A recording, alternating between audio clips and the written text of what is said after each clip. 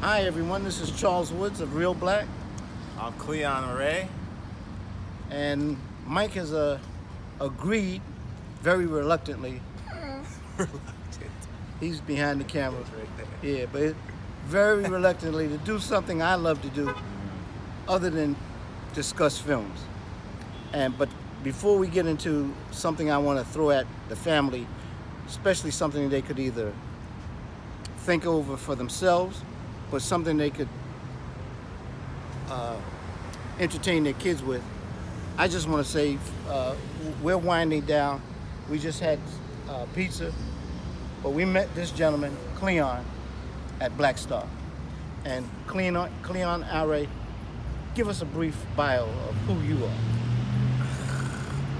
Long Beach represent.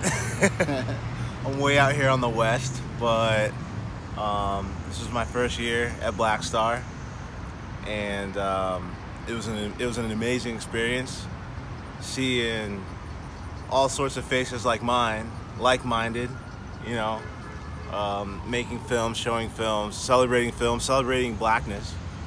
So I was privileged enough this year to have a film in the festival, and even got nominated for Little Thing, but brought me over here to Charles and Mike, who I've been following for a while here, so it's great to finally, you know, spend time in person and not hours watching. What's the name of the film? Where can people find it? The film's called 2 Parts Black. You can find it on Boom TV or my personal Vimeo. So. And tell the people, with this first film of yours, this effort, right? Mm-hmm.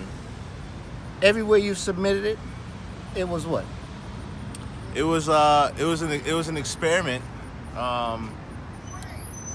in terms of I guess what I'm trying to study with it. It's I guess I'm trying to study black cinema, my own version of it, in terms of how I tell stories and whatnot. But it's an experimental film in the commercial sense, but I feel like from a cultural sense, it's just a film. It's just a straightforward push and pull, you know, of my perspective, you know, 2 parts of my perspective. And that perspective is?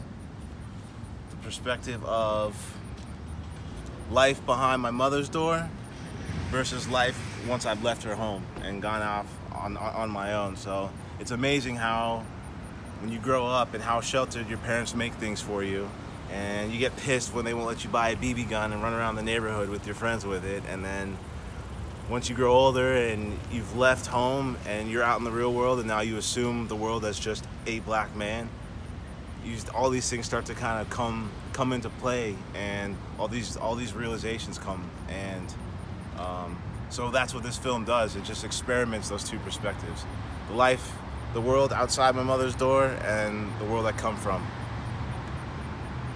Well, I just want to say, first of all, congratulations on having your film accepted, and also it was nominated in that category.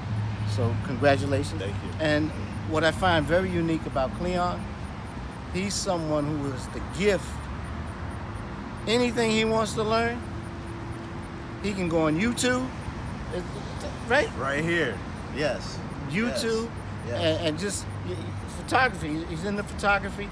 And before we get started on this, and I told Mike, I said, I know I don't want to do this with you, Mike, because You've been hating on me all morning. Cleon's been very receptive to this here, and I'd like to hear from the Real Black audience. And I do get some of that where some people say, "Oh, that's I like that," but as a photographer, don't you look at things differently, or do you? I do, and it's weird. I've had to somewhat train myself to look at things the way that I would see it, because this whole film is an exercise in decolonizing my mind as well as decolonizing my lens and my gaze, and in a sense turning the gaze and changing the gaze. But I always use this analogy, you know, at one point you're born and you think you're John Wayne, and then you realize you were actually one of the Indians that he was shooting at this whole damn time. So this camera, so to speak, is now off the the horse that is doing the chasing, and now it's on the horse that's being chased, so to speak. So that perspective is or now fighting looking back in the middle of the things, night, you know. Sneak attack. Little ninja attack. Guerrilla filmmaking out here right now. All right, so Charles, let's get into it. Right. So what I was showing Cleon when we first met, just going over some things, and I told him what helps me look at film differently or see things differently is develop that what I call IQ, EYEQ. And you know, we can walk and chew gum at the same time. I can love film, but I also have other interests. And one of my main interests is when I was doing things with the kids, showing them how to think outside the box. Yeah. And ways to remember things that are historical and things like that. Yeah. But let's do this one right quick. When we first met, I asked you, do you remember the March on Washington? And your date, honestly, was what? Around what? 1967. 1967. Okay. And I told you that I had developed a system. I have a memory system that I call QTAR, QTAR, where what I want out of the system is where the question triggers a response. Okay? So I said, okay, you said 1967. I said, okay, let's do this. Let's see if we can answer the question based on what you know about the March on Washington. Who led the March on Washington? MLK. MLK, which is the initials for Martin Luther King, right? So I said, beautiful. MLK. So MLK.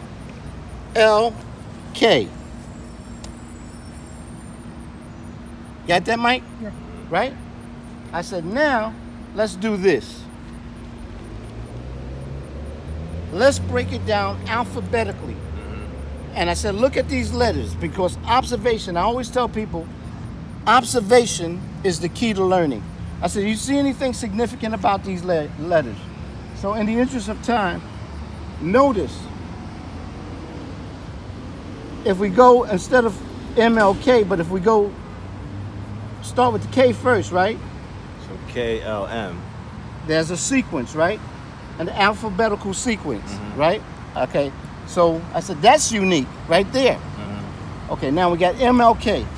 So then I asked Cleon, alphabetically, as in terms of the alphabetical order of these letters, MLK, do you remember what order the M was? 13. 13. And what's interesting, if you ever forget, how many letters in the alphabet? 26. And the midpoint of 26 would be what? Will be 14. Midpoint. 13, right? 13. And what's the first letter of midpoint? So that's just a way to remember. He's always cracking codes, decoding shit. So if M is 13, what would L be? 12. And what would K be? 11. All right, so now we take 13, we take 12, we take 11. Let's add them up.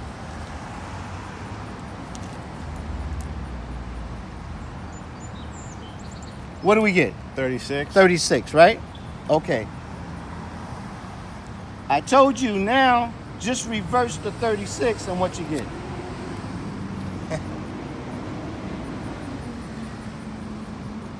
'63. 63. 1963. It was 1963. In 1963, we had the March on Washington, right? And who led the march? Martin Luther King. Now watch this. Martin Luther King, right? You said he led the march, right? So if we cross out this, we cross out this, we cross out this, right? That's going this way, right? But we reversed it to get the 63, right? Yeah. So we're going to reverse the MLK and we're going to get KLM, right? Yeah. King led march. That's it. Ultimate code cracker right here. Spend the whole weekend getting codes cracked. Yeah. So you got time for one more? No. Wrap it up. Wrap it up. Wrap it up. Final words. Did you find that fascinating? Interesting. It was amazing. It was amazing. Thanks for. You know, I told you your check's in the mail. I just hope if you liked it, let us know, because it's something I have a whole lot for the kids, even the adults. But I call it numerology in history or the presidency or different things. But you can't see this if you're not looking for it. Peace and blessing. Yeah, Charles, he's lobbying for a separate series on education. And this is another pilot episode. I know it's almost been over a year and a half since our first Street Smart. So thank you, Cleon, for being a part of our next thing. And yeah, like, comment, subscribe. Yeah. Peace and blessings. Peace and blessing. Love Peace. you.